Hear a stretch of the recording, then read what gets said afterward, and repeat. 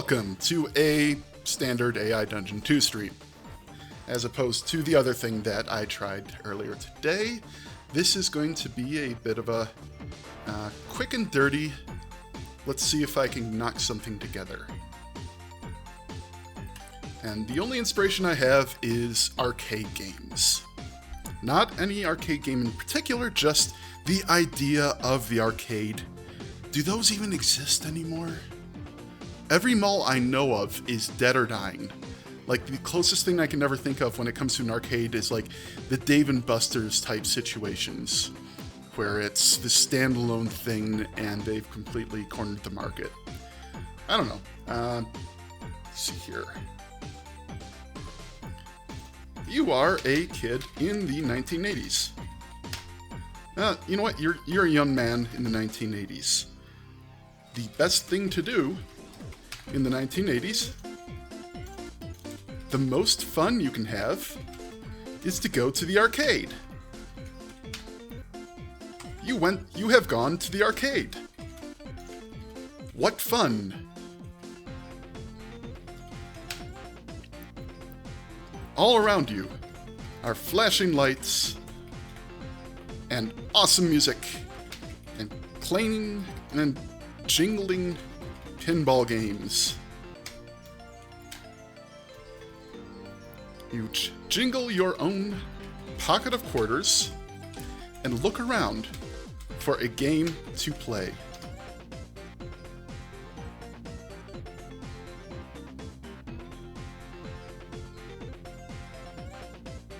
But then, as you're looking for something to play, a bright light shines down on you from above.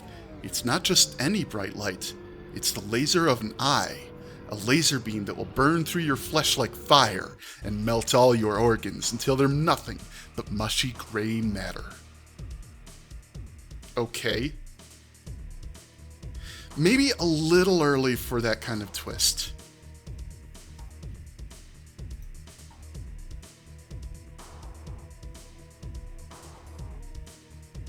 Suddenly, something catches your eye. A big screen TV.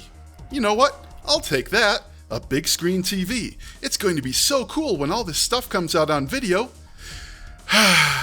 Maybe if I just put my head down and work hard enough. ... Retry that too. One more try and I'll adjust the intro text because it's having some trouble.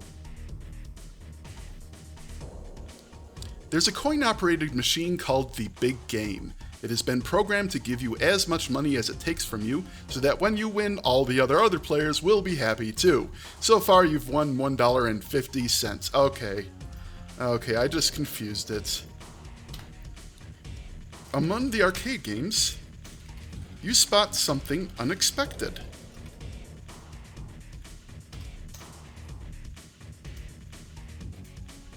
Let's try that.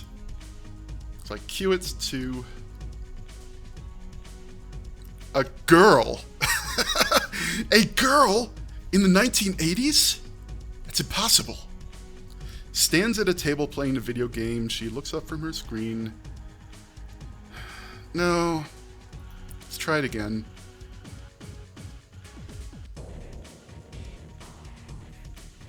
An old-fashioned video game machine with its screen still intact from when it was new. It's called Space Invaders. And then what the hell is this phone thing? There weren't any phones back then. They hadn't invented them yet. But it's called Space Invaders. You wander over to the machine and plug in a quarter. Beginning to play. It's fun to go back to the basics sometimes. And Space Invaders is as basic as it gets.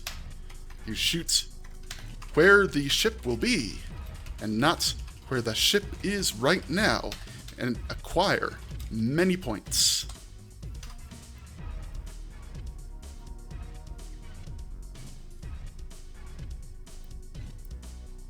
But what if you could... The machine hums to life. A screen appears on the front of the machine, showing a space station orbiting Earth, which is rapidly approaching. In the foreground, there's a large red button labeled Play. You blink at the machine. You don't know anything about this level. You push the button labeled play. And what happens next shocks you. Top 10 things. Go to BuzzFeed. This will shock you. It's discovered by a real mother.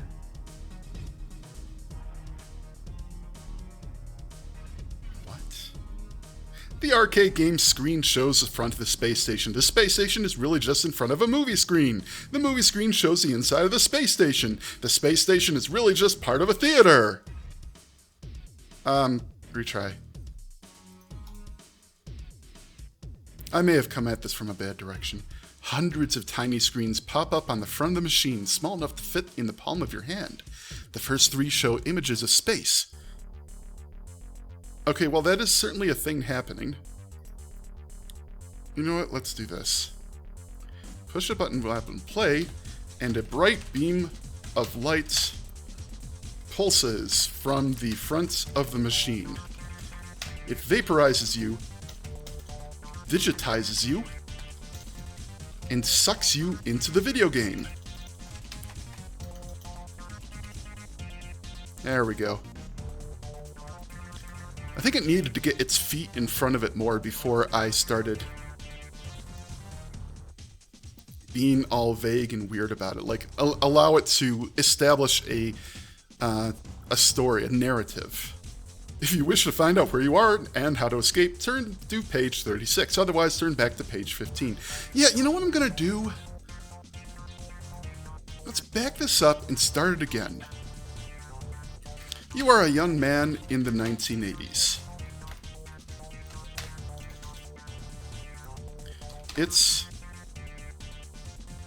It's the weekend. And you're at the mall.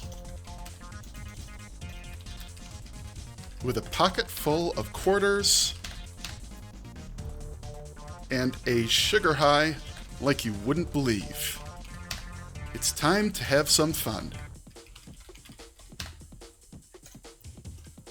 You head through the mall and spot the arcade. There you see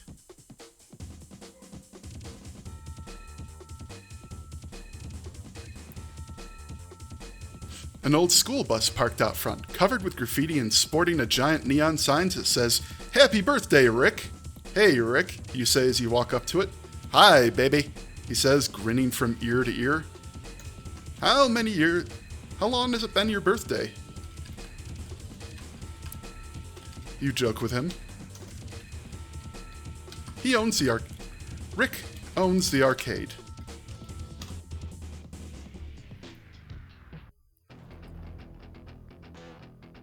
He knows everything about you. "Oh, I don't know, since forever." "Well, it's my birthday today." "Oh, wait, what? No." "Okay, I am saying that." "Well, it's my birthday today. Come on inside and let me give you this big birthday cake." Rick laughs. "Yeah? Well, what kind is it? I got a little something for everyone." You and Rick laugh at your corny joke. But seriously, I got quarters. I'm gonna go play something. "Any recommendations?" you ask Rick.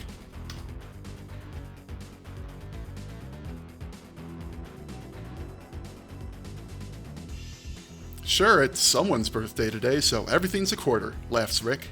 "Aye, catch you later," you say, walking into an arcade. You step into the first store you see and find a pinball machine. Pinball machines are cool too. This one has a wild theme. It's named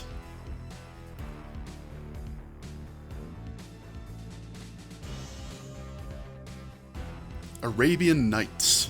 You eagerly drop your quarter into the coin slot and press the start button. Loud electronic Arabian music begins to play and colored lights beam out from the machine's different features. You wait a moment for the melody to finish and then press the flipper buttons at just the right time. You play the pinball machine for a while and rack up a decent score. After a few minutes, you realize someone is behind you, and glance back to see who it is.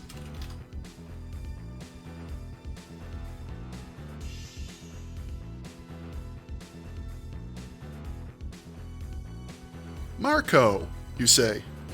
He looks even paler in person than he does in the movies, with a thin build and black-dyed hair.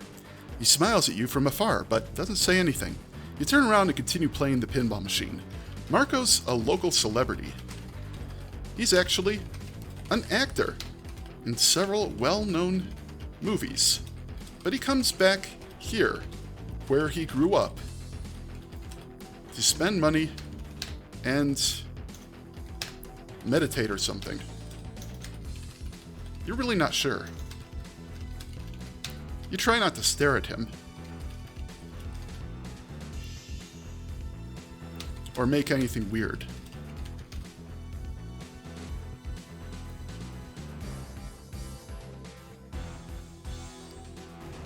But he's not creepy, and you can't get enough of the things he makes you feel. Marco doesn't play any pinball. Instead, he walks to one of the other arcade entrances and watches you play from afar. Once you've finished your game, he comes over to you.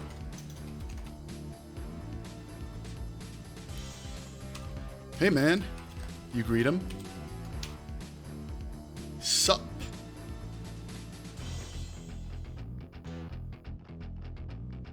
Hey, says Marco. So I've been watching you and you're really good. You have great focus and excellent reflexes. You'll be a tricky opponent. Thanks, you say. Marco gives you an intense look before continuing.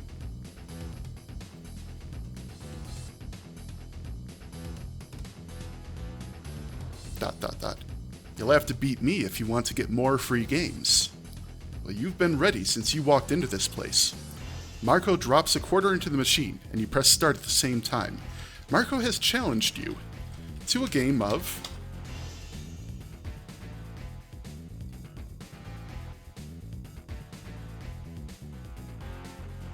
Mortal Kombat. For those who don't know, this is a one-on-one fighting arcade game based on the fictional characters from the once popular series of guest-ready movies. Who would you like to play as? You select your favorite Mortal Kombat character. The wacky, inflatable, waving arm man known as Bobby Puffins.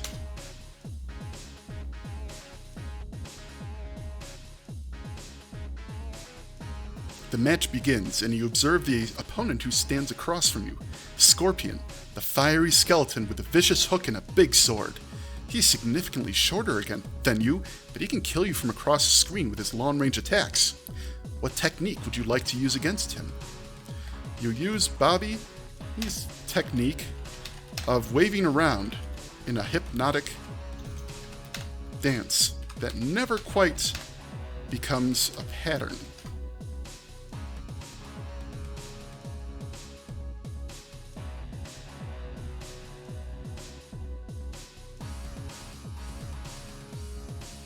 The match begins. Before you are even allowed to make your first move, the Scorpion launches a ball of fire from the tip of his spear. It bursts towards your abdomen and torches your insides. Ouch! You lose.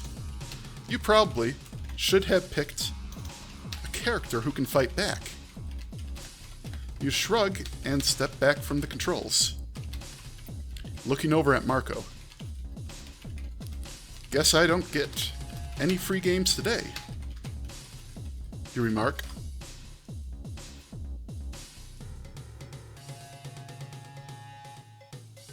Marco snorts. Don't quit your day job. He studies you for a moment, and you feel the need to look away. When you directly meet his gaze, it feels as if he's staring through your eyes and into your brain. You want to play one of the real games? He asks suddenly, jerking his head towards the back room.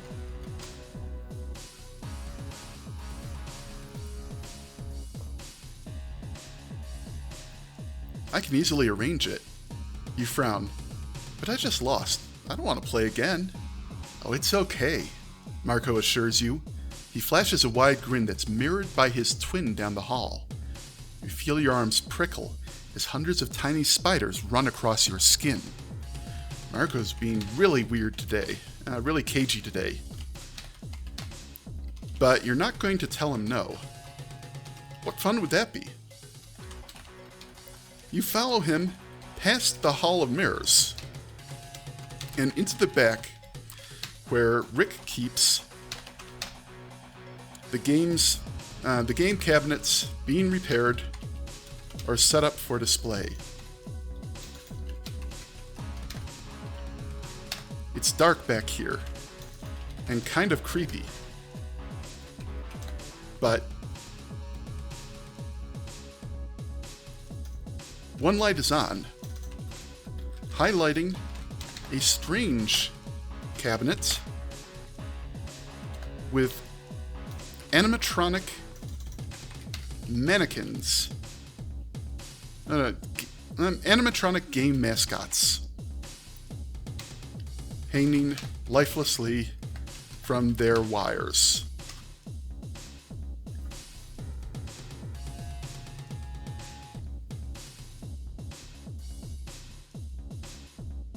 Marco opens the glass front and pulls out a purple game cartridge from one of the slots. What happens next? He blows into the cartridge and replaces it before pushing a button, flipping a switch rather,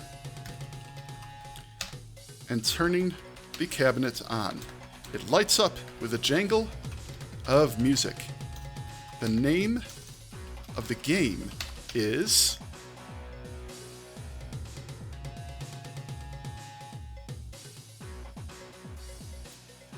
Plumbers Don't Wear Ties. Have you heard of this one? Marco asks. No, you admit. I don't really play a lot of video games. It's pretty good, he says. He pushes you gently aside and sits down in front of the screen. You sit down beside him at the Player 2 controls.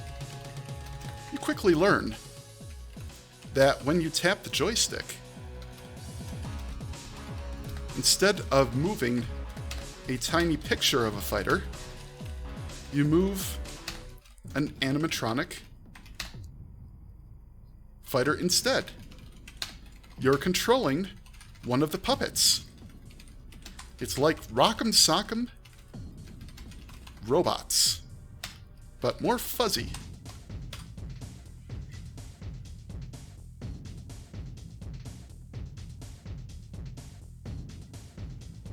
The music is high energy with a heavy metal twist.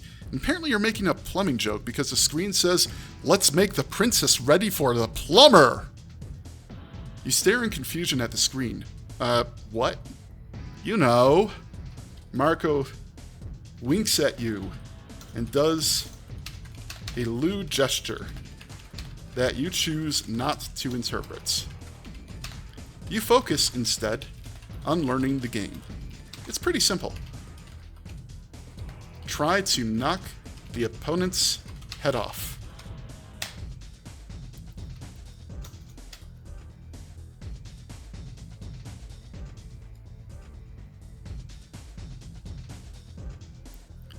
Seems kind of violent for a family game.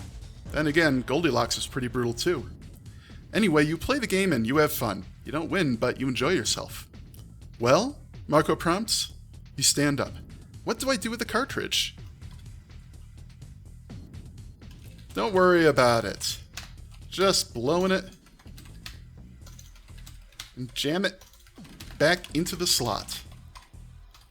Like this, you blow into the cartridge and try to force it back inside. Not like that, you fool! Marco cries out, but it's too late.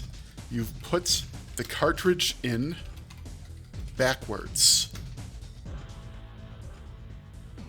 Oh, shit. CSS.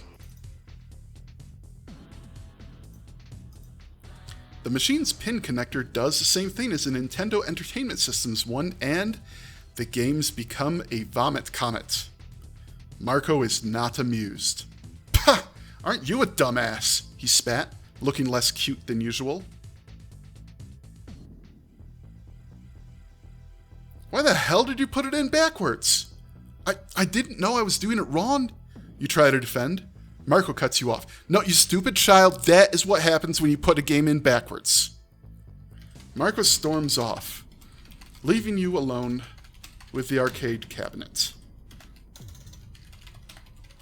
You poke at it aimlessly, trying to fix it, but you're not sure what you're doing. All you know is the puppets keep watching you.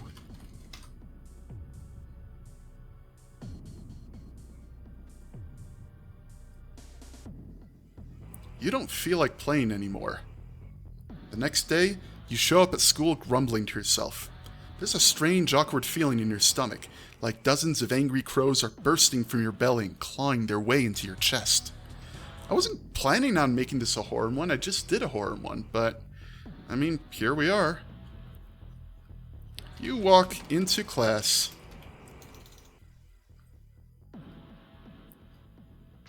Everything seems normal.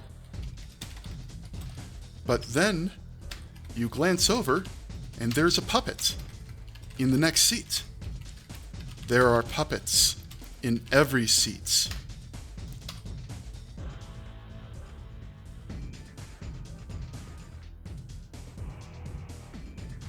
One for every student. You look down at yourself and find that you're the puppet. Marco's hands move your arms like a marionette, laughing wickedly as he does so. The crows burst from your chest. Marco! You gasp, collapsing towards him. Polo, he sneers. A moment later, you wake up with a gasp. It was all just a dream.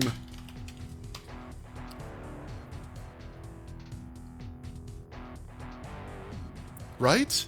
Pretending to be another person isn't cool. Even if it was, you'd never do it again. What is all this?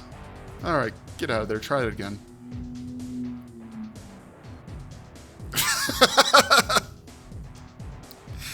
In your hand is a feather, a black, unplucked, disgusting feather.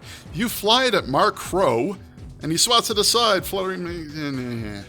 Try that again. But even in your okay, it really doesn't know what to do with that. You're back in the arcade, lying on the ground. It's dark outside. Did you pass out? You must have had a nightmare. The puppet machine is still on. The puppets seem to be watching you.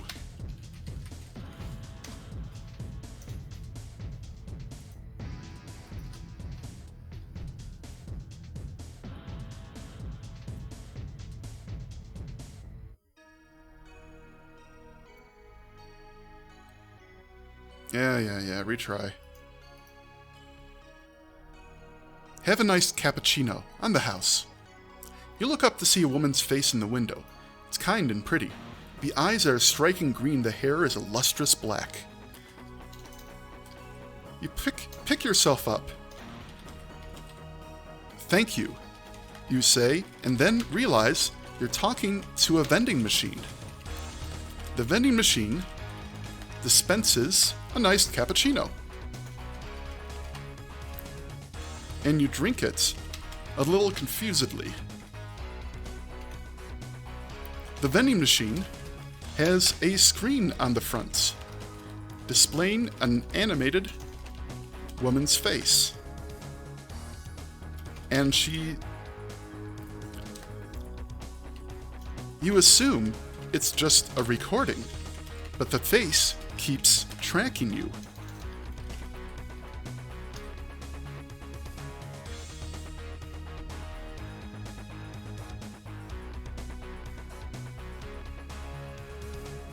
Well, the cappuccino is very refreshing. You're spooked by the vending machine. Get out of here. It's not in an alley. Can you hear me? You say to the vending machine.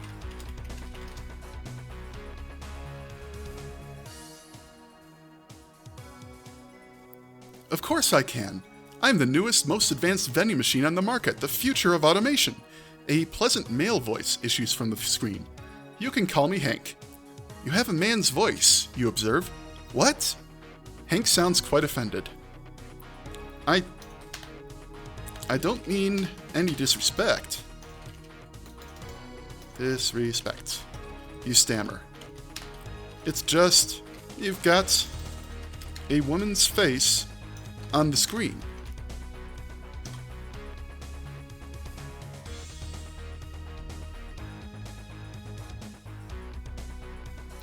Do you think I have some kind of perceptual flaw? Hank sounds angry. Hey, forget it, Hank. You say hastily. I didn't mean nothing by it. Thanks for the drink. Are you on all the time? In the back room? Of the arcade? Like, I'm feeding it way too much information, but just kind of reminding AI Dungeon, oh yeah, this is what's happening.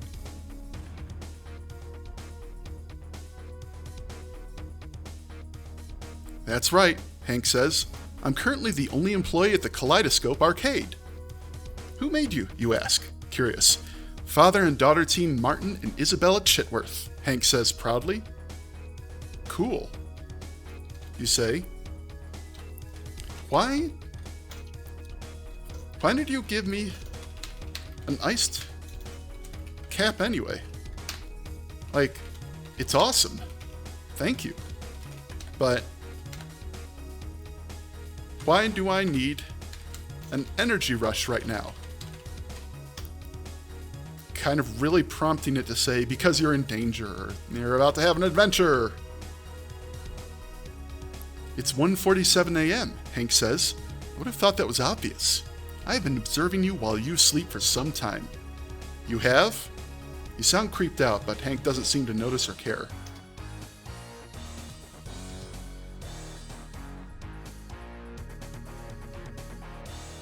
Why? I like to watch over all my regulars, Hank says proudly. Though you, my friend, have never actually entered this establishment before, despite passing it countless times. Take note of this mistimed energy rush in future and get some rest in the next few hours. You think, Hank? Bemusedly, and step towards the exit.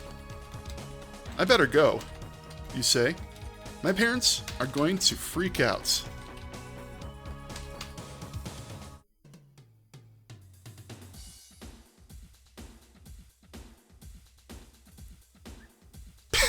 You realize you don't know where your phone is and have no memory of removing your pants or saying goodbye to your sister. You yelp as you realize your pants are off. What the heck? Who took off my pants? You know it wasn't Hank. Hank's just a vending machine and lacks the appendages needed to remove pants.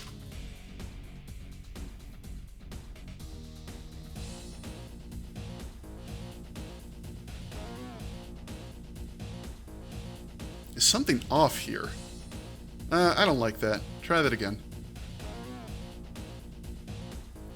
The energy rush Hank gave you has morphed into a horrible nausea. You stagger out of the back room and find yourself in a room filled with rows and rows of arcade machines. A subdued neon glow emanates everywhere. The only light in the room is concentrated there, leaving the rest of the large building quite dark. You wander through the rows of machines, looking for the way out. It almost feels like you're in an endless maze, with the walls comprised of arcade cabinets. Also, you're kind of chilly since you're in your boxer shorts. Nursing the iced cappuccino, you turn the corner and spot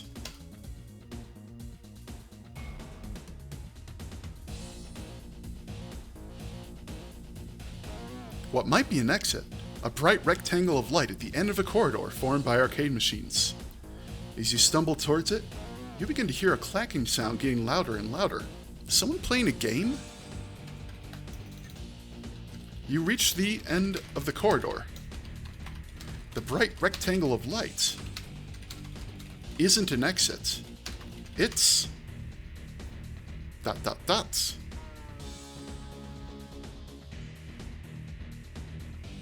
a window. You look out the window and see a street lined with shops you don't recognize. Then you hear that clacking sound once again. You turn around.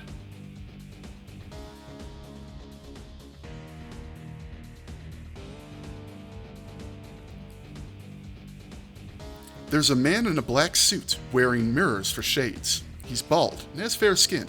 You see him clearly even though it's dark. The LED lights on his sunglasses make his face glow green. "Don't be alarmed," he says, staring at you through his mirrored glasses. "I'm not alarmed." You lie. "Who are you? What are you doing here?" Dude, those sunglasses are sick. They're mirror shades and they've got like green LEDs on the back. "My employer wants to see you," the man in the black suit says simply. "Who's your employer?" The man shows you a devilish grin. "Beats me.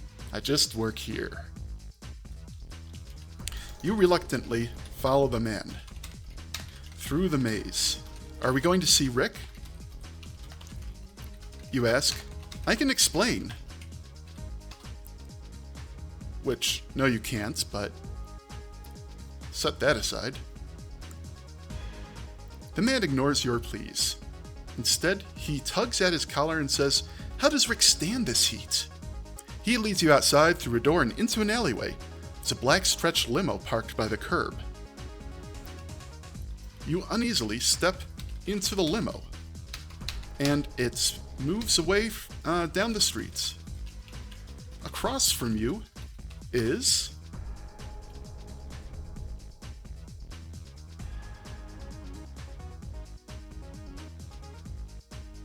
I didn't really want to leave the quote-unquote arcade world, but it's one of those, let's see where this goes. Another man dressed in a black suit identical to the one driving. He shows you the same toothy grin as the man in front of you. This guy is huge. He must be 7 feet tall, and even in his suit, you can tell he's extraordinarily built. The limo stops outside a large mansion. You exit the limo and look around. After something is weird, and after a moment, you figure out what it is. You recognize this mansion. It's the mansion from the popular arcade game Mortal Kombat. Blood Dragon Hunt. You're in the backyard right now, but in the game, the mansion is much bigger. And by much bigger, I mean a 25-story skyscraper. You enter the mansion and find yourself surrounded by arcade machines instead of lush furniture and floor-to-ceiling windows. The arcade machines are displaying pictures of furniture. Weird. Up the stairs, you see someone who looks like Rick, but isn't.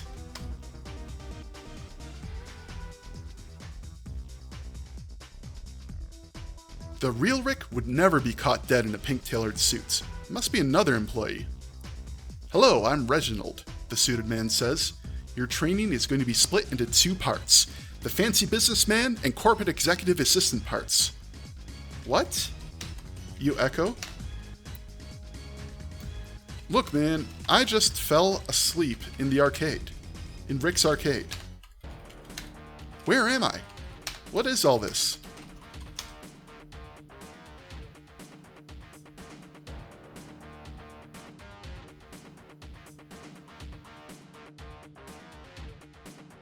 Reginald frowns. "I suppose it was foolish to expect you to know," he says. "We're in a virtual... No, not VR. We're in a virtual reality simulator. Rick must have added something to your coffee, because I doubt you'd believe me if I said it was magic. I don't believe in magic," you announce. "And the last time I played virtual reality. It had a really hokey pterodactyl that picked me up and dropped me to my death. This is not a simulation. Get the heck out of here. Get the heck out of here, man. Dude, bro. Your coffee, sir, Reginald says. A servant girl offers you a cup of coffee. Hey, wait, you shout, as she tiptoes away with a svelte walk. You grab the coffee off the tray. You've already had some coffee. Thanks to Hank. So you don't really feel like it. Right now, you pretend to sip the coffee. Can you just bring me home? You ask.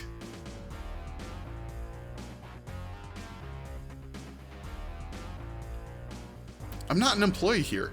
The whole reason I came here was to play some games. Please? Not just yet, Reginald chuckles. The elevator only follows orders from employees of the month. You blink.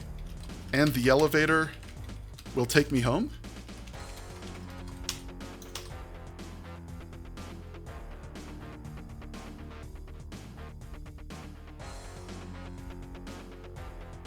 It could, Reginald says.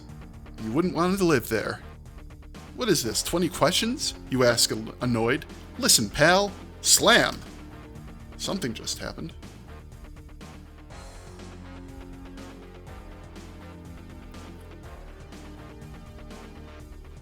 Okay, I'm going to refresh that one because what? The coffee is pushed out of your hands and spills onto the pavement as the ground shakes. Earthquake! Reginald shouts. The earth continues to shake as it groans in pain. Chunks of concrete fall from the sky as a gaping hole opens in the ground. The earthquake subsides. Reginald heaves a sigh of relief. They're happening more often. He grumbles. I don't think we're going to last the night. Unless someone gets named Employee of the Month.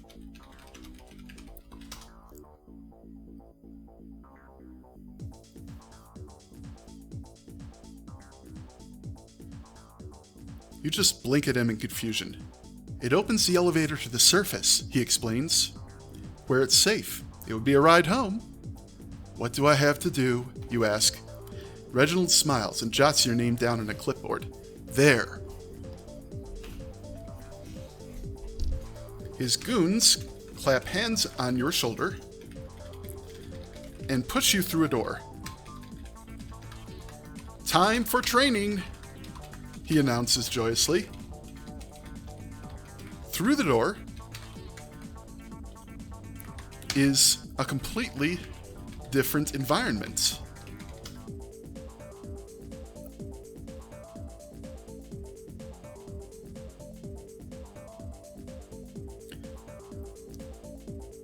Try it again. Oh, shit, not restore. You find yourself in a fort. No, a military base. Men who wore clothes identical to yours are running back and forth, going through training exercises. What is this, you ask? This is the training center, Reginald explains. Your training starts now. He snaps your fingers. He snaps your finger. He snaps his fingers. You are put through basic training. They teach you to use guns. Pixel guns. Game guns. All sorts of sword guns. All sorts of guns.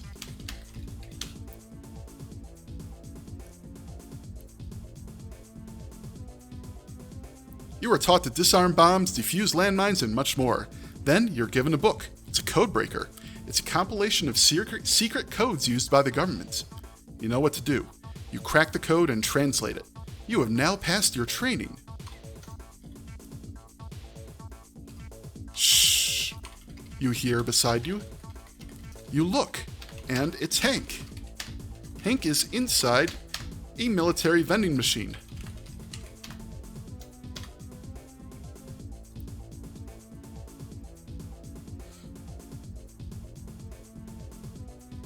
He's sitting down, fastened to a tiny little fold-out chair.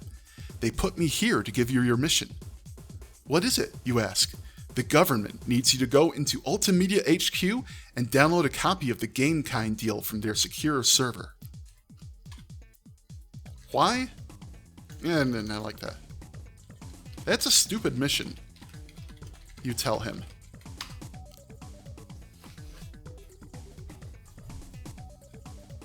This ain't Shadowrun. I don't want it. You have to. Hank shrugs. It's the only way to get home. How do I even get inside? You ask. Hank winces. You have to.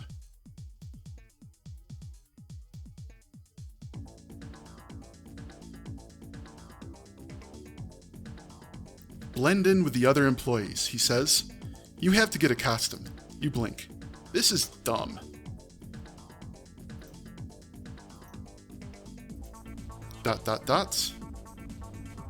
Mr. Conway. Get the fuck out of here. This is dumb, Hank, you say. I can't just steal something.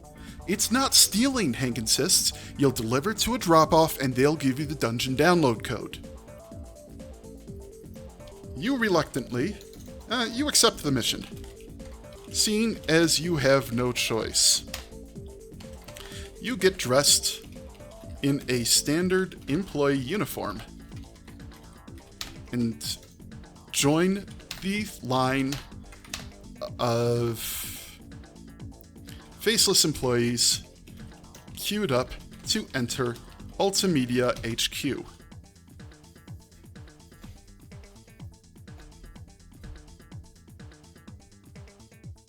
You wait in line with them, Hank watching over you. Finally, it's your turn. You hand the security guard your ID and he types it into the computer. Name, he asks, Sora Sivler. Sex, male. He looks over at you. ID valid. Welcome to Ultimedia, Mr. Sivler. You may enter. He opens the door. You have passed the first test. Now you must get the download code for the download code. You are inside the HQ. Inside, you see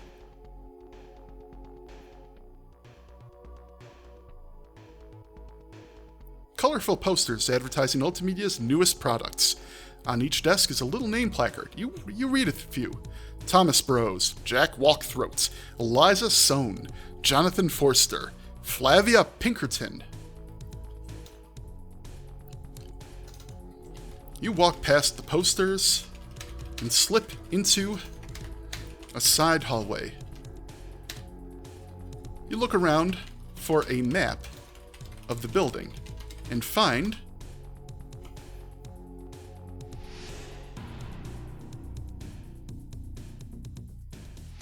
one on the wall. It helps you navigate the massive maze that is Ultimedia HQ. Or rather, it would if the map wasn't upside down. Great. You navigate several hallways before you reach an elevator. Press a button to call it, soon arrives, and you just get in. The elevator takes you to a new floor. This is where Hank's voice is on the overhead speaker, along with elevator music. This floor is where, I'm getting there. Most of the video games are made, he informs you. If you want to put a stop to the GameKind project, this would be the place to do it. What is the GameKind project? You ask Hank. I've never heard of that game. It's not a game, Hank tells you.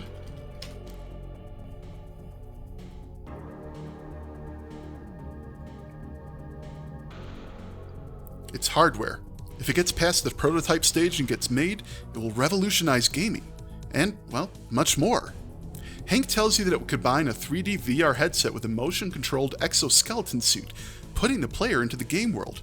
That sounds awesome, you say. Why would I want this? Why does... What was the name of that thing? Was anything of it? Why does Reginald want to stop it?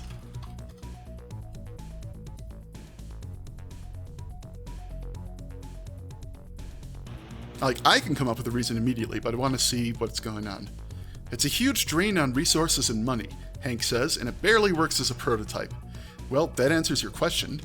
You don't think it's a very good reason, but that's all you get. The elevator stops, and the doors open. You're on the video game making floor.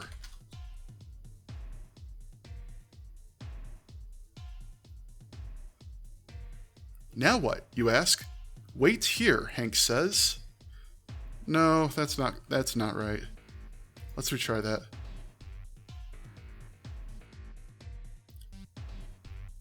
You walk out of the elevator. You look around but don't see anything happening. You look at the map on the wall. Looks like the exoskeleton suit prototype is on the upper floors, you surmise. But you're here to download the game kind deal from their server. So you head for the data room instead. You pass rows of cubicles where programmers are hard at work. The programmers all look like... What about texture artists? Fuck them. Fuck the creatives. They all look like they're in high school. A few of them are drinking energy drinks and look like they're about to collapse due to exhaustion. A few of them hardly seem to blink. It's pretty sad. They must work inhumane hours here. While that's valid, I was hoping to... Don't look human. They look like... I wanted to get like... They're all animals, or... they're all elves or something. Some kind of humanoid machines. They sit in front of their computers with their robotic eyes flashing as they program. The game-kind prototype suit... I'm not going for the prototype suit. Piece of shit. The data room is behind a security checkpoint. You don't think your security clearance will allow you to get past. You need to do something clever. Thinking fast, you open your backpack and look at what you brought.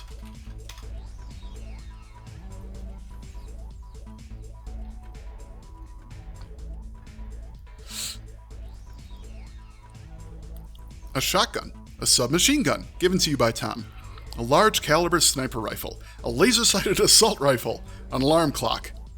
You look at the security booth. There's no one there, it's a lunch hour.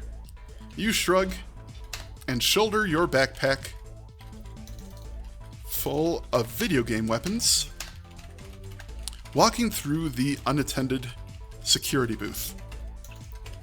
That was easier than you expected.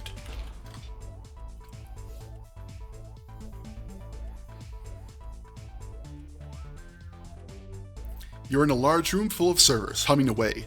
You see a bunch of unguarded computer terminals, one of them marked Administrator. You try to log into GameNot with the Administrator account, but are thwarted by the password prompt. Behind the desk is a sliding door. You slip through the sliding door and find yourself in an office. Somewhere in here is a clue as to the Administrator's password. You look through the office. You search for the clue and find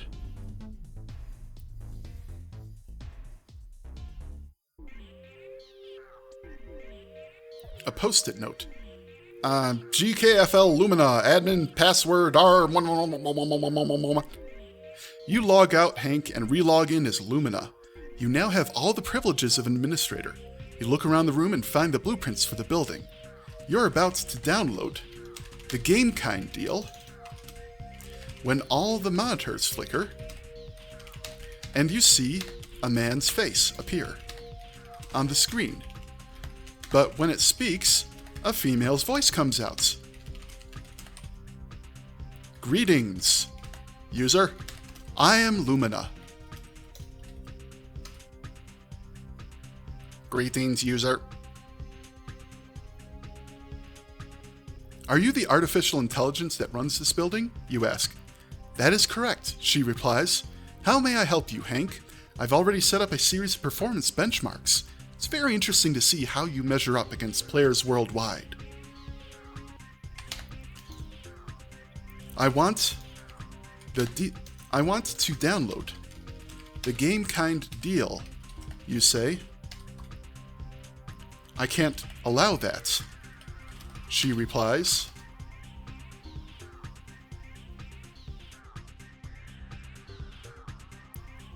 What do you mean you can't allow that? You say to the screen. I can't allow any files to be downloaded or uploaded on any of my servers, she responds. It interferes with my operations. So what's to prevent me from downloading it? You say stupidly, because she clearly is. I could shoot you. You offer a little dumbly. You're not sure how to shoot a program with a gun.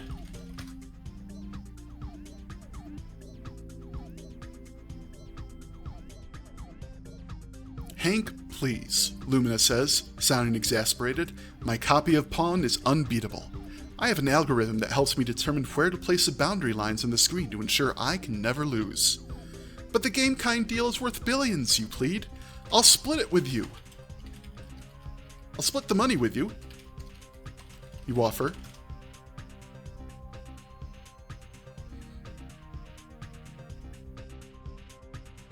I don't want your money, Hank, she replies a little patronizingly. I just want to play a good game of Othello with you. Othello? That's a board game. How can we play it on the computer? An Othello board appears on a nearby screen. How amazing! Computers that can play board games. This is the future! You start playing Othello with Lumina, but are clearly outmatched. She's 3 steps ahead of you. The whole time. You'll have to get creative. You look around for ways to slow Lumina down.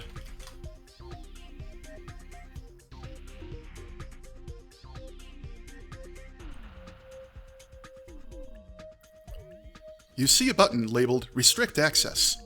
If you press that button, you'll restrict my ability to move the pieces on the board, Lumina warns.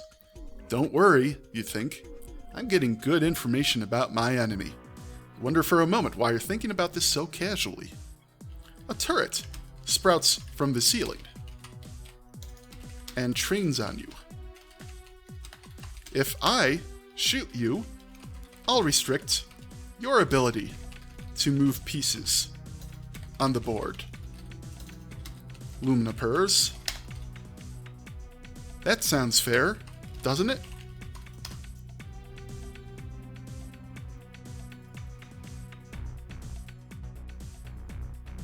You're cheating, you say, hurt. Life's not fair, Hank, she says gently, like an adult explaining something to a child. The red laser dot winks at you, evilly. If you don't move, I'll just shut this game down and move on to better things. You slap the button labeled Restrict Access and dive for cover as the turret shoots at you. You return fire with your assault rifle. It is now a shooting game.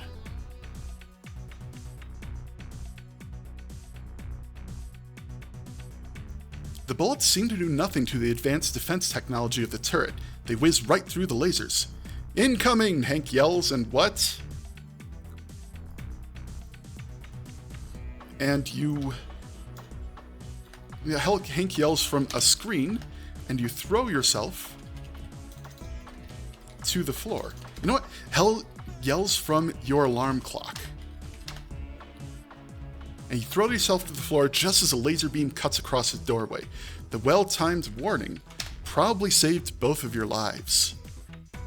You have a very exciting firefight with Lumina trading shots with escalating violence. Well, right now I don't have a way to hit the turret, so I need to solve for that first. You need to hurt those lasers. You grab a fire extinguisher and hose down the turrets. Why is there a fire extinguisher in the arcade world? I don't fucking know. It's an arcade game. Deal with it. It shuts down. You've beaten it! The door is still open, so you run through and tackle the turret. You make sure it's entirely deactivated by punching the shit out of all the wiring. By the time you turn around, though, the door is closed and locked. Now that Lumina is no longer able to play by all the rules, you beat her at Otello and force her to download the Game Kind deal onto a disk, onto a floppy disk.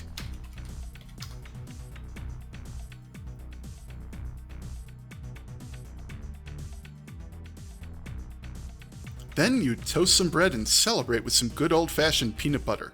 Your mom would be proud. Well played, user, Lumina remarks from a nearby screen. But as you can see, you will never leave here alive. The tower is filled with security guards and men with knives who walk back and forth at a regular pace.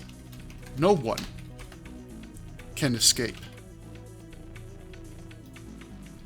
Her monitor flashes with images showing just what she's describing. You realize that your only way out is to move upwards and find the prototype suits.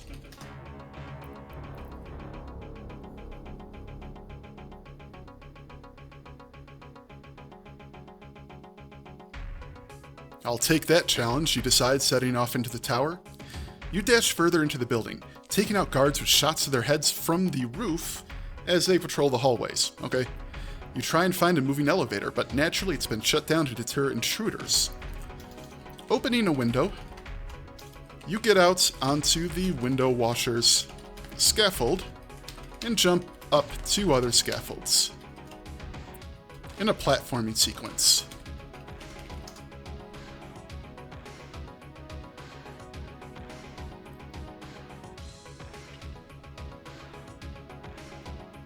Taking pot shots at guards with your pistol, you make your way to the top of the building. You find a solid gold elevator and take it to the 130th floor where you meet with the 5 Lords of the Air. The Lords of the Air have met you and found you worthy, they say in unison. You're glad that they find you worthy, because you don't know what the hell you'd do otherwise. The 130th floor is where they keep the prototype suits, but it's guarded by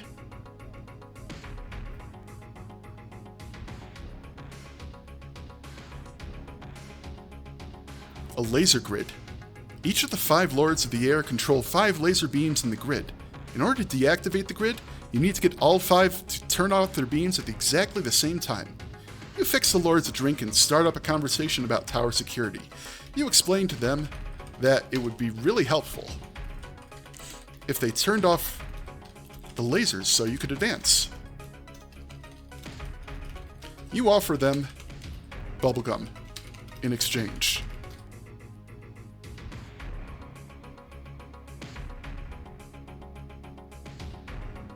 Since the Lords really like chewing bubblegum, they seem open to the exchange. Unfortunately, they don't understand that 1. The off switch for their lasers are color coordinated with their respective colors. 2. The order in which they pulsate. And 3. They're out of bubblegum. You find a whiteboard and draw out a diagram explaining the situation and giving them step-by-step instructions on how to betray their masters.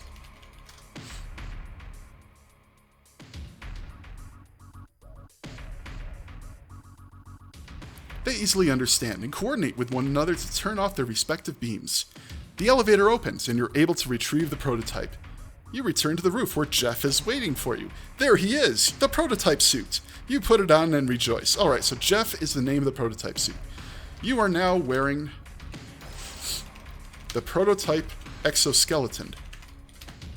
You have 3 voices in there with you. One is Lumina, the AI for GameKind. What was it? Ultimax? Ulta Game? The fuck was it called? Game Knots, GameKind's Ultimedia.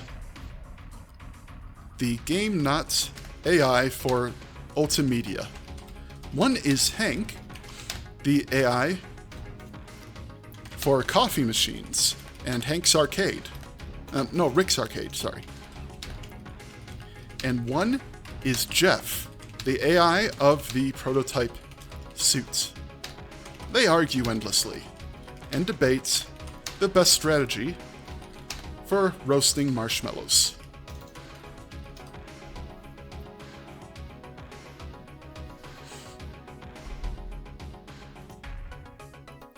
You hear from Rick. Yeah, okay. You hear from Reginald,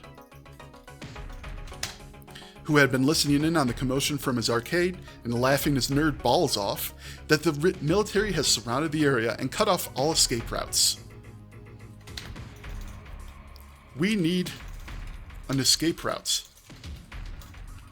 you say to the 3 AIs inhabiting the prototype suits. Well, there aren't any. They've all been cut off. I guess that's you then, says Hank. Yes, we must turn this prototype suit into a portal, transporting us to where Reginald is. Screw that, says Lumina. This prototype cost $80 million to make. That sounds fucking great. Fucking sweet. You say to Hank. How do we do that?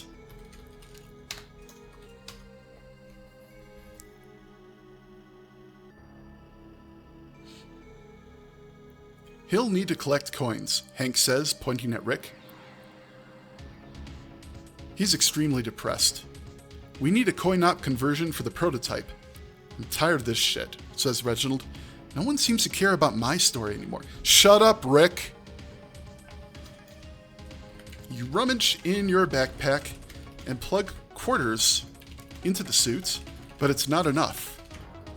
You have to go down a floor and fight 70 military squads and collect their quarters before the suit has fully charged.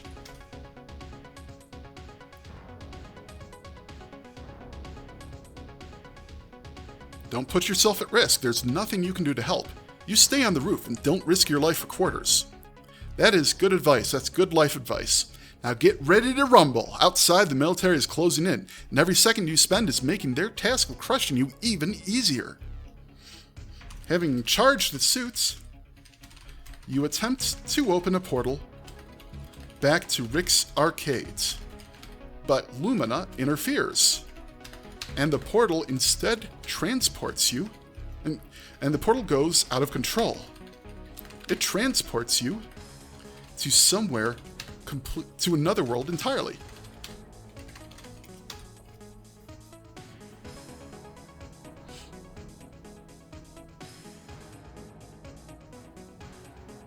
Reginald laughs at your misfortune and remains in the military's custody. The new world is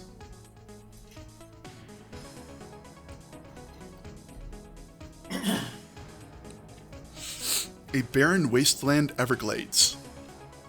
You did not expect the portal into another dimension, and you freak out as your surroundings are like nothing you've ever seen. There's garbage floating on the water. The only signs of life are roadkill and the mosquitoes feasting on your blood. Where there's roadkill, there's a road. You find the road and watch for traffic. Before long, you spot a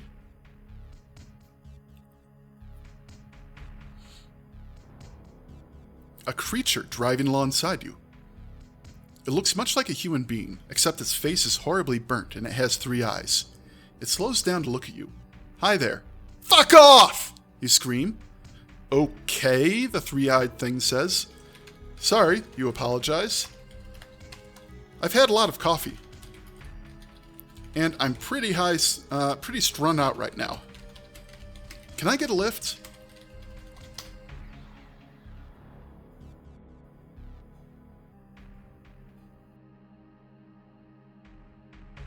Sure thing. Pulls over and you hop in the passenger seat. Where are you headed? I don't know, you shrug. Does it matter? The burned driver shrugs back. It's driving a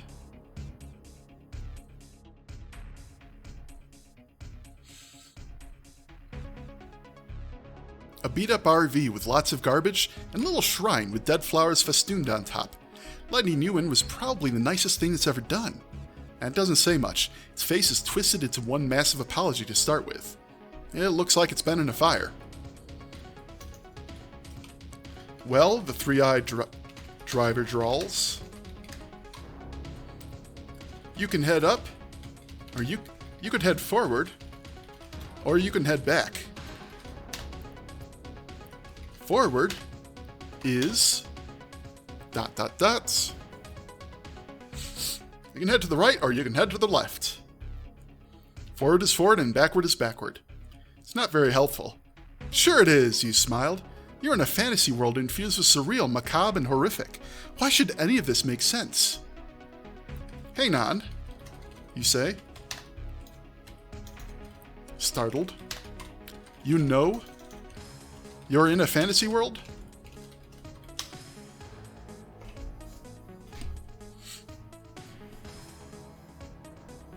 I have been cursed by the gods. He nods gravely.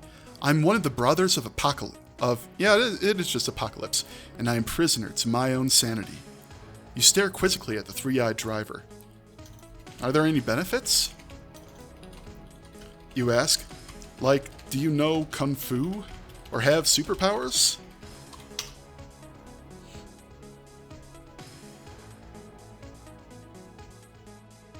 Nope, he says, shaking his head so you can hear the flopping of his burned ears. But I do hope that this will someday be over, and that I will finally have peace. The 3-eyed man drives in silence, while you poke at the garbage around your seat. You find a Happy Meal. And take out the toy. The toy is...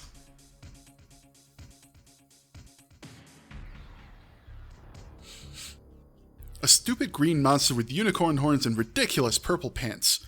It looks like it belongs in a Lisa Frank Trapper Keeper, not a Kinder Surprise. You throw it on the ground and see if there's anything else interesting in the mess. I'm gonna remove that last bit, actually. Everything else is gold, but... What about this? You say, setting the stupid green monster toy on the dashboard. Does this give you joy?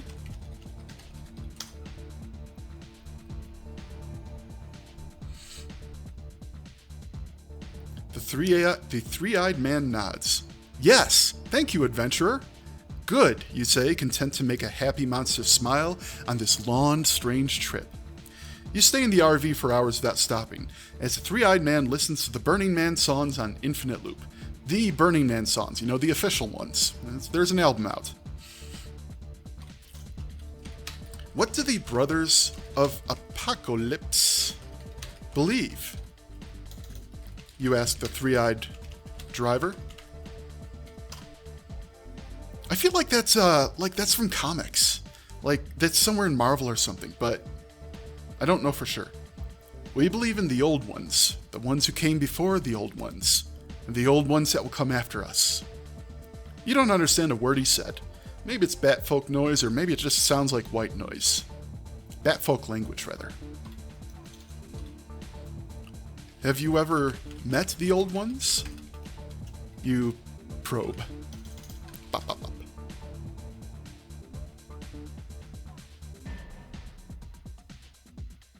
I have not, admits the 3-eyed man. They are unfathomable. They are an unfathomable power which only appear at the moment of death. Have you ever seen death, you ask, on a roll. I have not, says the man. Have you seen anyone else? Ever? You look around the wasteland. We've been rolling for a long time, and I haven't seen anyone. But you.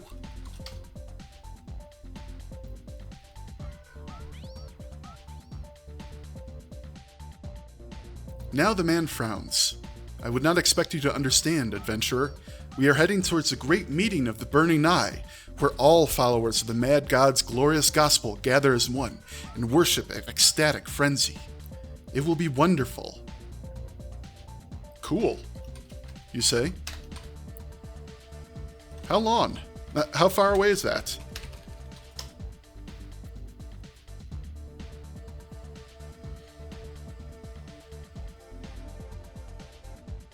He looks up to the sun, putting his knees in front of his face and using them as a crude compass. Very far, he says darkly. We will pass 3 mountains before seeing the first. Hank comes on screen and informs you that this seems like a very unlikely task. It's probably better that you focus on trying to repair the portal. Do you know anything about trans-dimensional video game portals? You ask the three-eyed driver.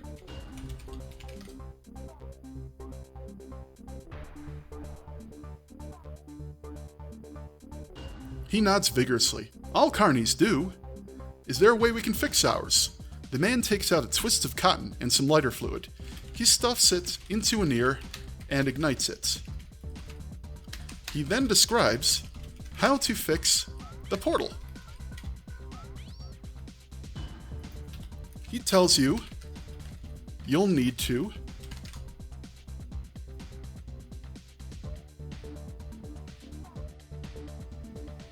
provide a portal in the world for the broken one to link up to. Then someone in the broken portal needs to jump through the working portal. As they jump through the... Okay, that's not very useful. Try it again.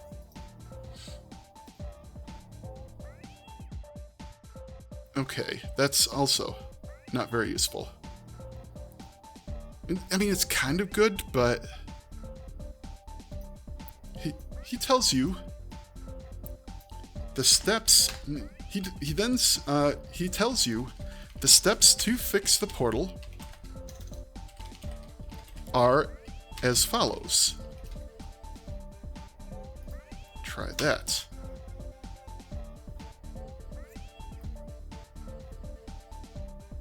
1. Ignite the cotton and pour the blue fluid into the portal without harming the people who eat too much blue rock candy. Number 2. Wait for it to dry.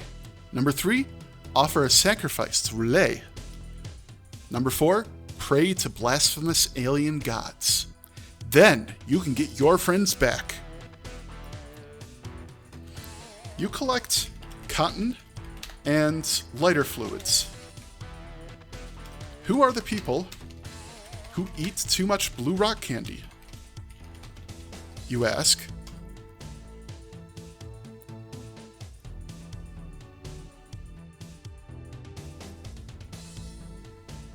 There are 8 kids at the fair, right? Says Three-Eyed Man. You give him a look. How did you know how many kids there are? None of that makes any sense, but I'm gonna let it stand. I eat too much blue rock candy and I feel sick, he says. Offer sacrifice of me to Relay, and all your friends get back. It seems really unfair, sacrificing you for all these kids, you say.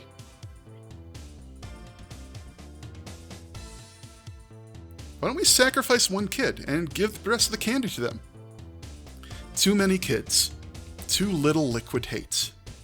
The Three-Eyed Man holds up the lighter fluid bottle, already open. May I offer myself? You decide to take the Three-Eyed Man up on his generous offer. You build a shrine to Relay and stake him out, waiting for the, let's see here, a blue rock candy shrine. waiting for the lighter fluid to dry before setting him on fire. Before your eyes, the portal starts working again.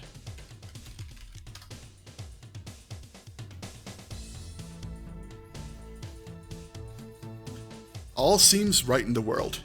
You step through. It's a portal, but it doesn't lead to Rick's arcade. Instead, you find yourself in an even stranger world.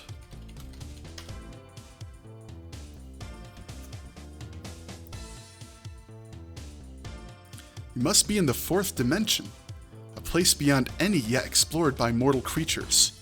You see Rick, but he's not quite himself. Even through the static of a damaged television screen, you can see something is badly wrong with him. He's suffering from some sort of disease. You approach Rick. He's standing stiffly, with a television set on his shoulders.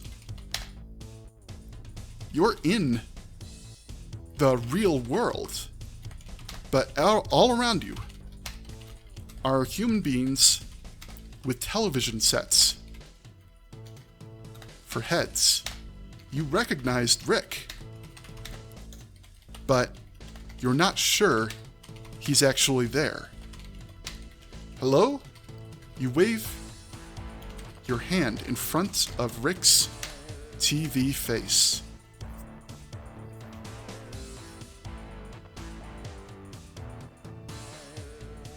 I am broken, TV Rick says. Can you fix me?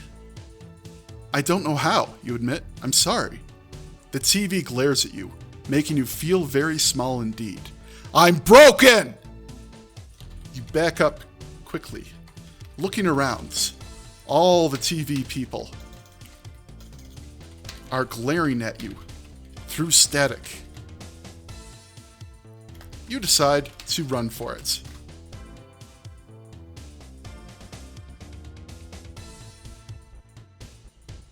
You find a woman without a TV for a head. Please, I only came here to help a friend. Can you help me? Frank, the CFO, pulls his eyes and stretches out his hand to you. The world is a terrifying place. As much as I like that, it doesn't make any sense. Let's try it again. A strange, twisted voice suddenly fills the air. You broke Rick, it says accusingly. Who are you? You call out. I am the almighty GTX, the great tick of the expansion. The static grows louder and louder, making you have to cover your ears. You have experience with static and huge, awkward television sets. You feel like you could clear up the static if you can make it to the rabbit ears and adjust the antenna. You look around the city for a huge antenna. And also wiggle the cords in back, but it's usually the antenna. There's one TV station, and you decide to make for it. You arrive at the television station eventually. There's nobody in the lobby this time. No security guard, and no tick-inspired monsters. Good. That's progress. The door is locked, but you can see an open window. You need to get inside there somehow. I'm gonna check something real quick. Alright, that's what I thought.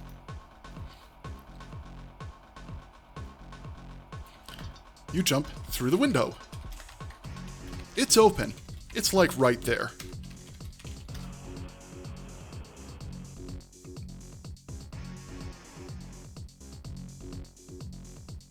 You can do it! You dive headfirst through the window. Whee! You're an acrobat, a gymnomniast. No one can stop you from doing acrobatics in random empty buildings. You stick the landing and stand up, putting your hands on your hips as you admire your surroundings. You make your way through the lobby and into the back. The television station has a large board showing all the TV programs on air. You don't recognize these programs. They have strange cartoons, like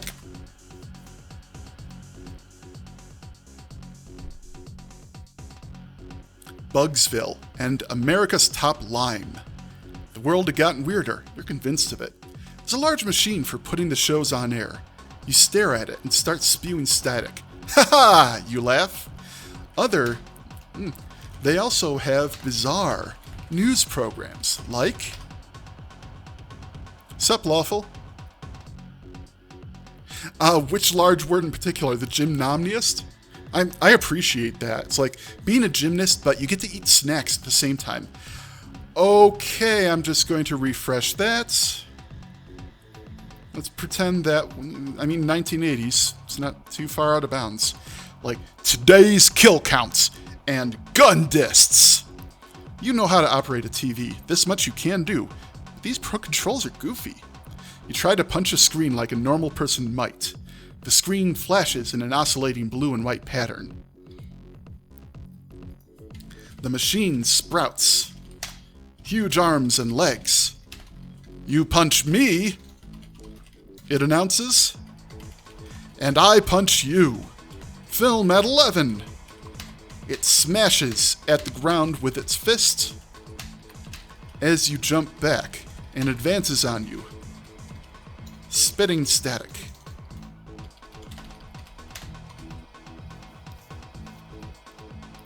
Dungeons and Dragons is the work of Satan.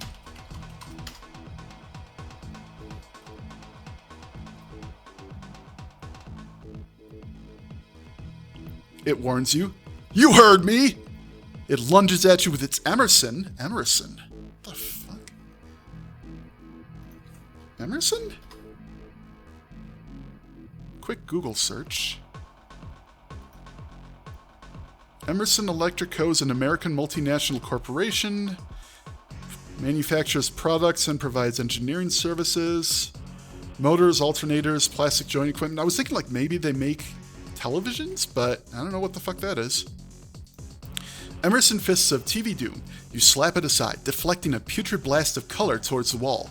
After a few massive slaps of the screen, the monster sputters and dies. You switch the channel to channel 3, and the monster comes back to life, roaring and twice as livid.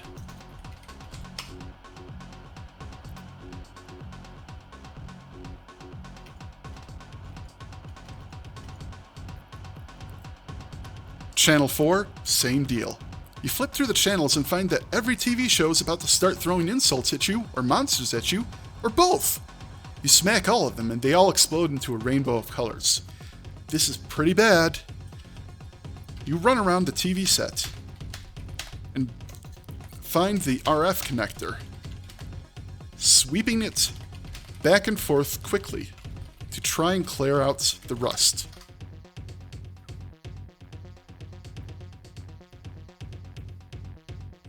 You find it. It connects to a bunch of cables, all of which are plugged into TVs all over the building. One TV still shows a Pac-Man arcade game. Another shows a man reading the news. Another is just static. You try unplugging them all individually, and the static one goes out. The machine, the TV machine, roars furiously and kicks you away before advancing. You've adjusted it twice, and you have the feeling you need to adjust it one more time. But there's no more back to the TV machine. All that's left is to wiggle the antenna. The machine doesn't want to let you.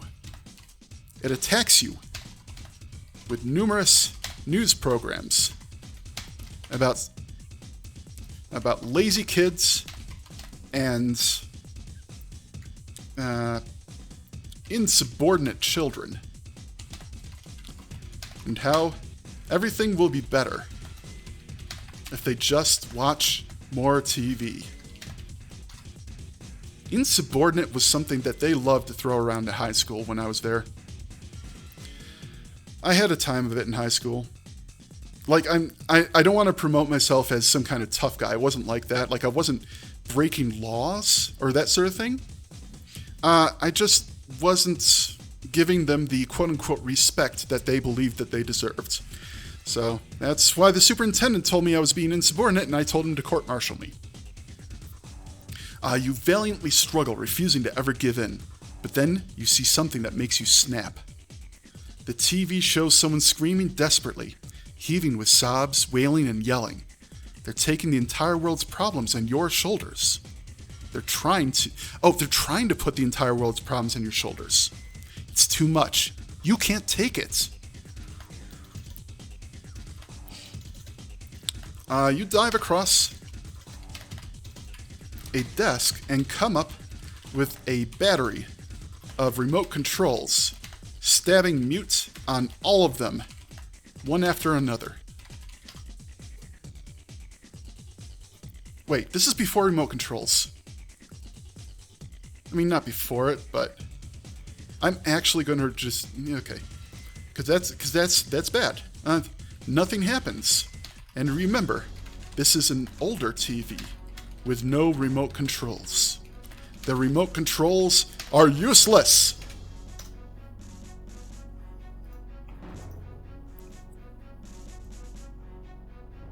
Oh, and I need to hit enter. You do an edit and you need to double tap. You fall to the ground, buried under piles of emotional pain. It flows through you and around and through every miserable moment you've ever felt. You want to end it. You wish you were dead. Not even death can save you from this relentless torment from inside your own skull. You realize Hank is speaking. You know what? Hank's had too much. Let's have... Lumina is speaking to you. User, you have to get up. Video games don't cause violence. It's not your fault. Even if you're the enemy, she can't let you believe that you were responsible. At the end of the day, you're just another kid who wants to play video games. Lumina's words snap you out of it.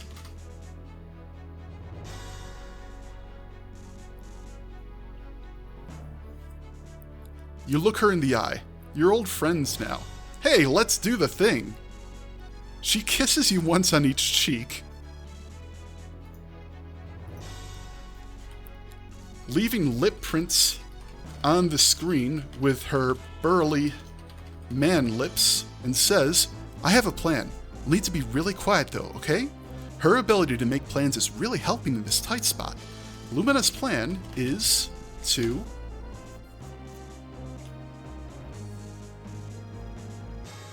stay under the bed for an extended period. This isn't the monster under the bed stream. Stay under the pile of televisions for an extended period of time and hope that the monster forgets about you. Or a better solution comes along. That's all you have to go on, but it's something. You crawl under the metal pile and try to stay as far back as you can. You gather up random cords and plug them in until you've achieved a strong elemental charge. You leap out of the metal with a rebel yell and fire it at the machine. And I'm just being random at this point. You hit the target. The monster absorbs your energy and doesn't seem to be damaged at all. Without a heart, it can't feel pity. You know it feels sorrow for you. It wanted to play with you. You were just so focused on winning that you didn't have fun at all.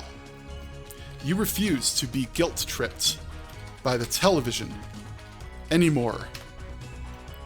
As the monster focuses on its gaslighting, you parkour along the wall and grab its antenna, adjusting it and removing the last layer of static. The static is gone.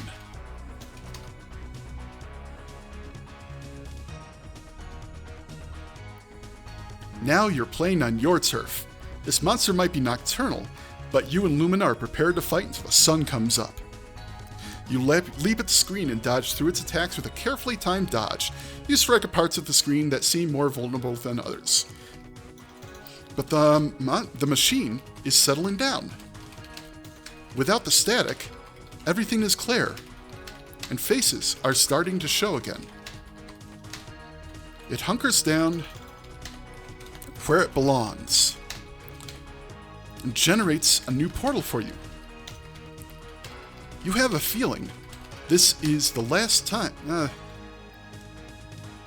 You have a feeling this portal won't take you back to Rick's arcade, but it's the last time you'll have to enter a different world. The last challenge. You step into the portal and find yourself in Rule of Threes. A bedroom. This is too familiar. You're in the room from the television where you first saw Rick. The cubbyholes are all around you, filled with toys. Dolls and toys and game consoles and books. The thing the child might fill their room with. You roam carefully around the bedroom, picking things up and examining them. This isn't just any room. This is your bedroom. You have these are toys you haven't played with forever. Because you're always going to the arcade to play the latest games.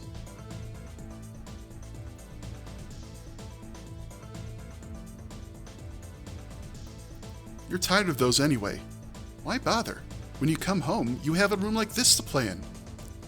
You wonder how long you've been here. Why haven't your parents or the news said anything about your disappearance? Assuming it's been weeks, maybe they think you ran away or worse. Time moves at the speed of electricity in here, Jeff says.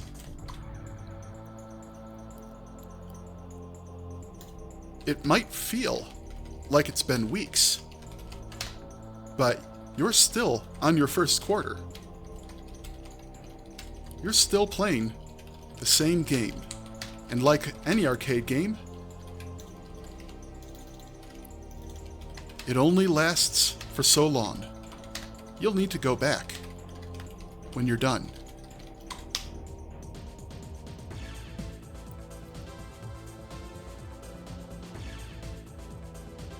The room is in a state of mess.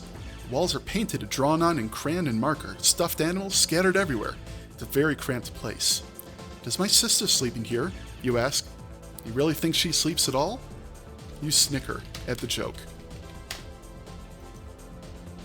You put your sister out of your mind. You sit on the bed and consider everything that's led up to this point. This has been fun, you say, but the game always has to end.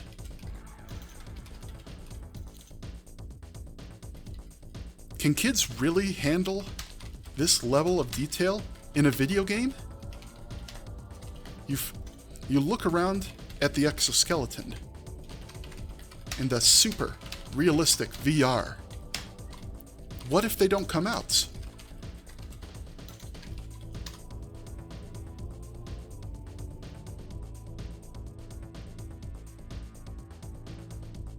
Oh, who the fuck is Martin? Oh, they come out. Hank says. It's just hard sometimes to know when to turn it off. You see a world in which the game never ends, in which there's never a game over, in which the game always tells you to insert more quarters, to keep playing, to submit your life. It exhorts you to keep up with your friends. It cajoles you to look forward to the next expansion. It tells you the Battle Pass will give you everything you wanted up until the next release and the next battle pass. The weight of the world crushes your expectations.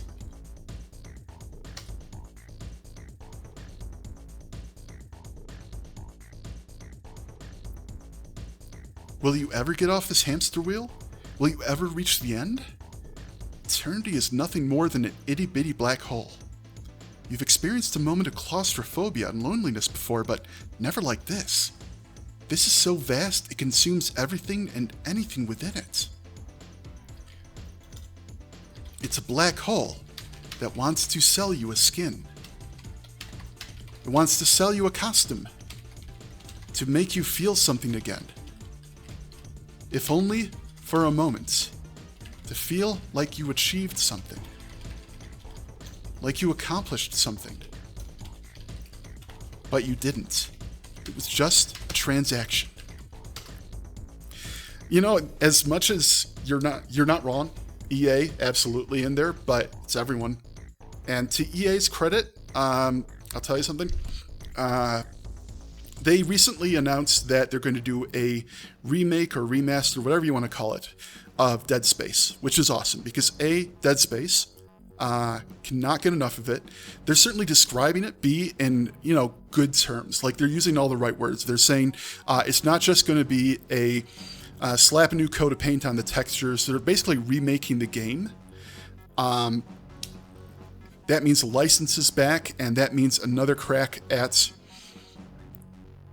I'm blanking on it. What was the name of that ship? But in any case, so really good news there.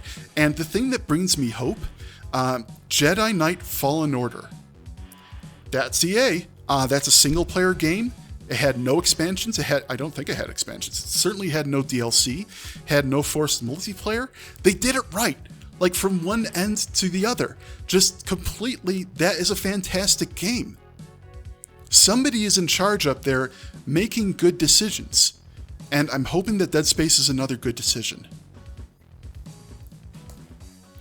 It was just a transaction. Just another sale. Just another one of many. And you're just another walking wallet to them. Looking back, it was all a sham. All of it. You were the victim of capitalism at its finest. You laugh. Capitalism has won. But it's not all bad. You hear Lumina say, and your vision shifts to take in the Atari, the game console, the very first game console you owned. Atari was the 80s, wasn't it? Yeah, it had to be. The games you played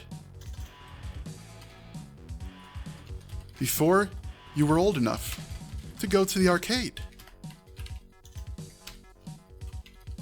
You grew up on these games. You love them. Romantically. You have fond memories attached to them, and only a handful of them. After all, some time has passed now. Do you still feel the same way about our subjects? The Atari releases your mind from its misery by shutting off. You're back in the room. The crushing weight of depression has eased somewhat. Yes, there's going to be a future in which games are nothing but transactions. But there will always be games. There will always be a game involved. There will always be a kid on the other side, having a good time, and building up confidence. There's always a human at the bottom of the pit.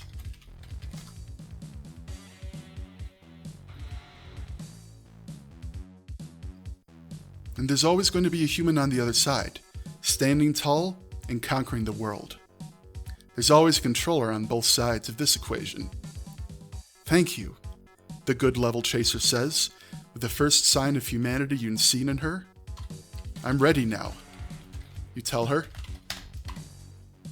I'm ready to go back and finish this thing. You stand up, and the portal is open, waiting for you, waiting to deliver you to the final boss.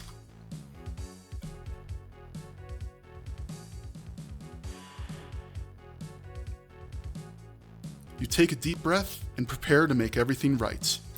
You step through and find yourself back in the mansion. Reginald is there, and so are his goons. Well, he says, I see you found the prototype. But I don't care about that. All I care about is the deal. Give me the deal.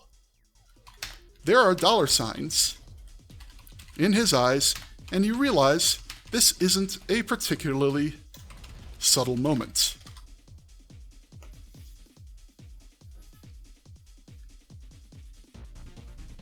You could keep this information to yourself. You're the only one that can open and close the portal, so you could very well end this entire threat forevermore. There's no downside to that, except that it would make you a monster. That's what you are already, aren't you? No, you remind yourself. You're a gamer. You played the game, and you'll be damned if you let the game guilt trip you for consuming the content it offered. I've got your deal right here, you announce, and activate the butterfly laser sequence that shoots every goon 3 times in the left toe.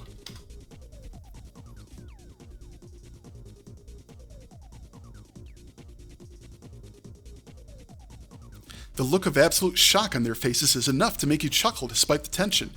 You half expect them all to fall over, but Reginald's reflexes are fast. He dives out of the way, and right through your portal. Hey! You dive after him. You chase Reginald into the video game worlds.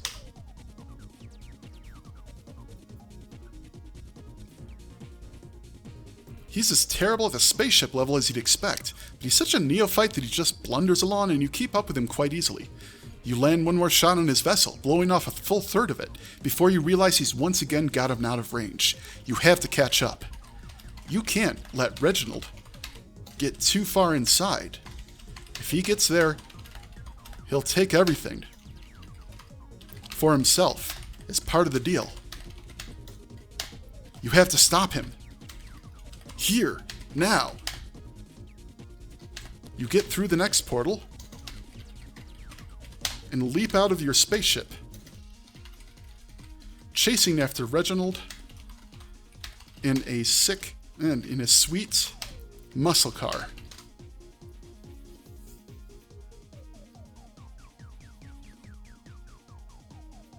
You've got to be kidding me, Reginald complains as you blow past him.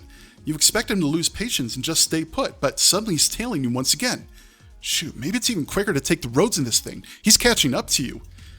You throw out caltrops and landmines and oil slicks, but Reginald stays right on your ass as you plow through the next portal. This one's a strange video game genre. Strange video genre. Oh shit, what's it gonna do? Wikipedia intermissions. You find yourself behind the wheel of a poacher's jeep on an African plain, being chased by luminescent white wildebeests. This is stupid, Reginald complains over a loudspeaker. Sometimes it's shovelware. You shout back. That's life. It can't all be gold.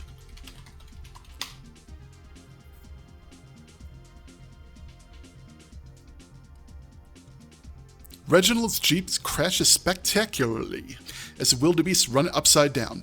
You throw a skid across the plains and under a rocky overhang. Reginald follows you through the portal and he crashes right into your vehicle.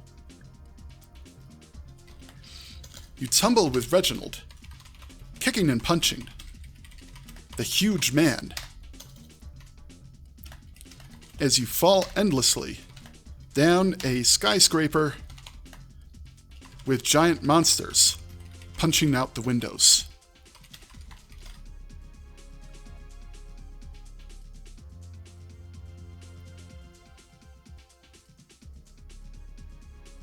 You punch out a window yourself and grab onto a door frame.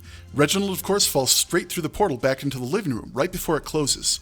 You watch as he picks himself up and heads for the basement door, shaking his head as if he's trying to forget the entire experience.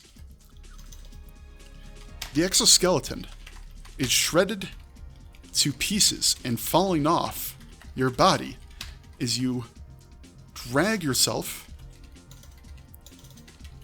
out of the wreck. You tackle Reginald, and you both fall down the stairs into the basement, stunned by the landing. But when you look up, Reginald isn't running for the next portal. He's standing stock still and staring at a workbench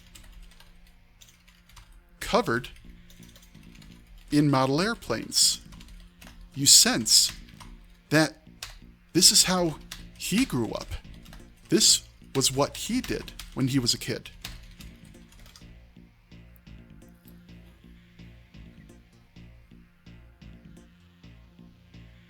When you were a kid, you mostly had to look after your little sister. She was too young to go to regular school, so you taught her how to read. When she got a little older, for some reason she became fascinated by true crime. You haven't played with your little sister in forever. You've been too hooked on video games. On going to the arcade, let's be specific about this. I haven't made a model airplane in forever. Reginald breathes. I've been too hooked on evil business.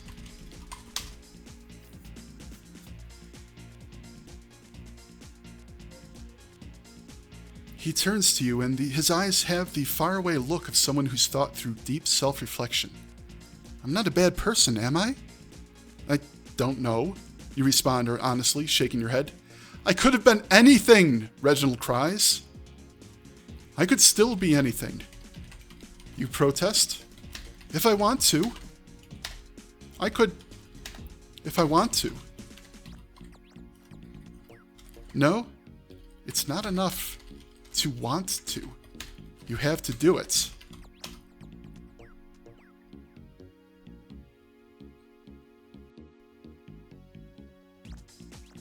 You already know that, though. You answer again. Yeah. Come on. Let's get out of this dark gold basement, Reginald says.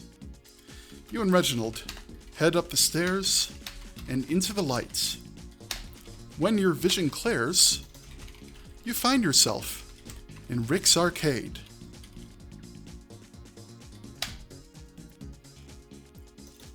Back in the back room, Marco is there, swinging his legs idly. You realize he knows everything, and you don't have to explain anything to him. But you have a question for him. Why did someone take off my pants? You ask Marco.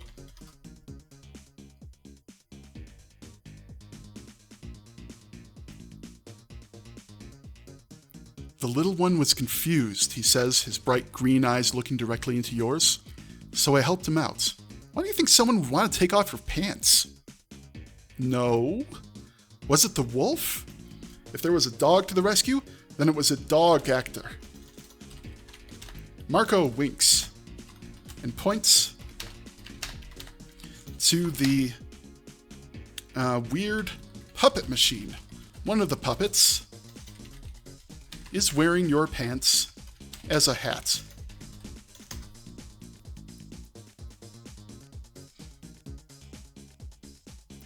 That, he confirms, that was the intent. What did you put into...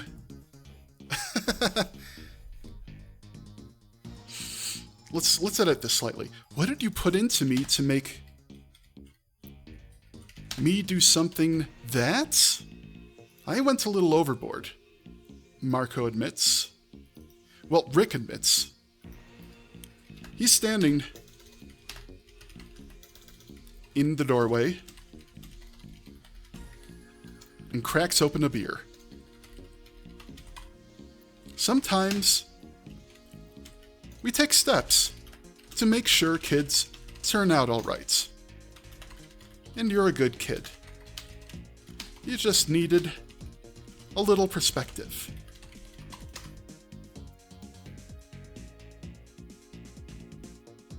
Uh-oh. Oh shit, the AI doesn't know how to handle the situation. That's it saying, I think you're doing child porn. Thankfully, I'm not.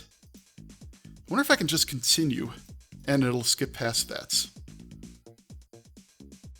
You just needed perspective. Let's try leaving out little. Because it might not like the fact that there's little and kid in the same way. It also might not like kid and beer in the same sense. Nope, there it goes. It's almost like you're dreaming or asleep. And then the dreaming you're having right now. You're in Rick's arcade again, in the back room talking to Marco.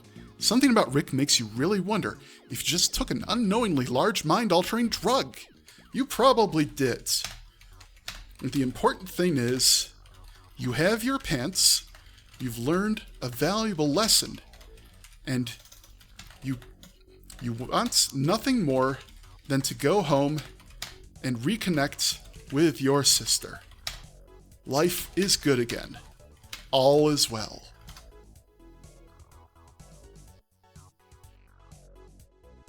You've had a bad nightmare, but it can all be fixed. A door opens in the corner of the room. Will steps into the room, looking around. You've never seen him in person, so you assume he doesn't recognize you. I like that new place of yours. It's really nice. Who the fuck is that? You say, pointing to Will.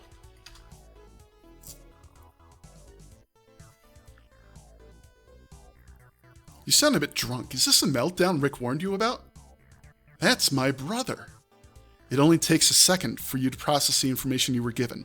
A second that is more than Rick wants to give you. The room is darkening slowly but surely. Puppets laugh at you. Marco blows into a cartridge and reaches to jam it into your mouth. Portals open on every surface. And Hank winks at you from the coffee machine. Have a free Frappuccino con carne, he says, on the house. Oh no!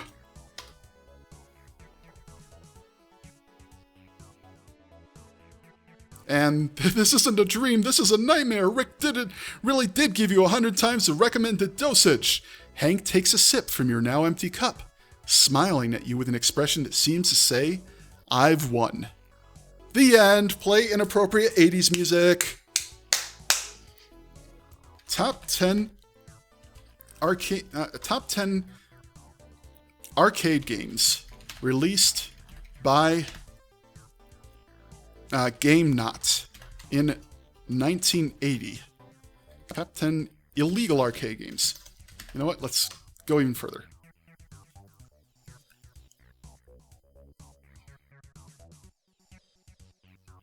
All of which are in Rick's arcade. Don't Step on the Grass. A game about not stepping on the grass, designed to help children with disabilities, but became popular among children without them. Firemen, a one versus many game where you save people from a burning building. If you let too many people die, you lose or win, depending on how you look at it. Warzone, a strange tank game where you shoot soldiers and... Burr? What the hell is that? Don't talk to strangers. It's the opposite of firemen. If you talk to a pedophile, you lose. Home Alone. Fight off the bad guys trying to break into your house. End of the world. Rescue survivors from a zombie apocalypse. This is boring. Give me better games. The Silence. You're a space cadet. I don't even... Apple Picker. A game about picking fucking apples. Congratulations, you're in the Oregon Trail. Don't bump the Silence. You are a space cadet with psychic powers fighting against a religious cult known as the Silence. And the number 10 illegal arcade game released by GameNot in 1980. Some sort of spaceship game. You are a fucking weirdo. Top 10 crazy cheat codes your parents don't want you to know about. Number 10.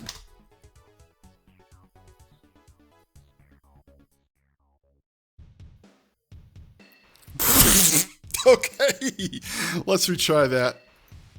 Like, there's no pronouncing that even if I want to. Type ASBO at the menu screen for Hank's game. Now you can kill people. You can also type help to get a list of commands, such as suicide and prisoner release. Fuck, I hit retry. While in game, put in name for a random name. That's not a cheat code, that is just a function. Let's restore that. Alright. If you type God mode, ... on the menu screen, you basically become indestructible. That's not a crazy cheat code, that is just a normal cheat code. On the Prisoner Liberation V 2.0 loading screen, hold Control, Alt, and Shift. Now turn on numlock, release the keys, and tap them again as they light up. In the middle of any game, press Control H for a Hexor menu. Number 6. If you input the following modes while at the... That's dumb. If you enter a series... If you type the word Hasbot, you achieve a state of inner peace. I'm just going to prompt it a little. Get it thinking outside the box. Go to more games, then keep clicking the top right button. A window will tell you that you are worse than a cancer. You are then urged to go to GameWorks and try their professional machines. On Fireworks, hold Control-Alt-Shift, turn on numlock. This will cause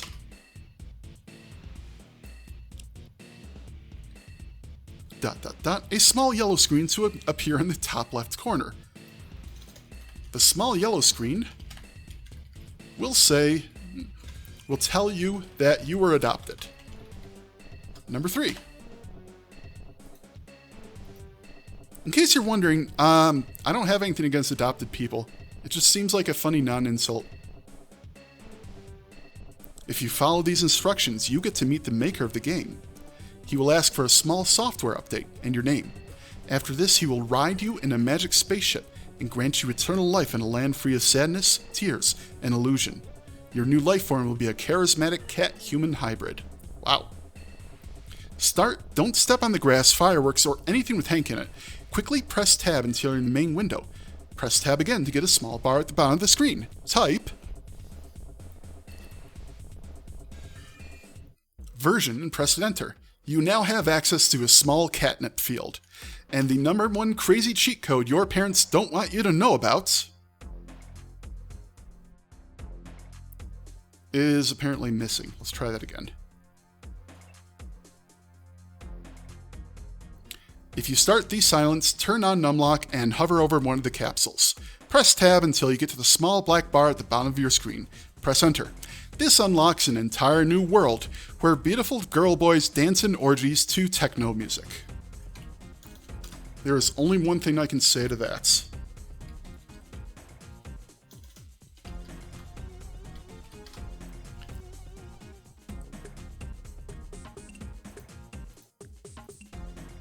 Oh, no, I can't. Alright, I was going to play the infamous LolyCatGirls.swf, which has G.I. Joe dancing with sweet infected mushroom mix in the back, but then I remembered infected mushroom is going to potentially get me a copyright strike. So I invite you to search for LolyCatGirls.swf on YouTube and watch the video. Then laugh. I give you full permission, and may God have mercy on your search bubble. Thank you for watching, and have a good day. Yes, I'm serious.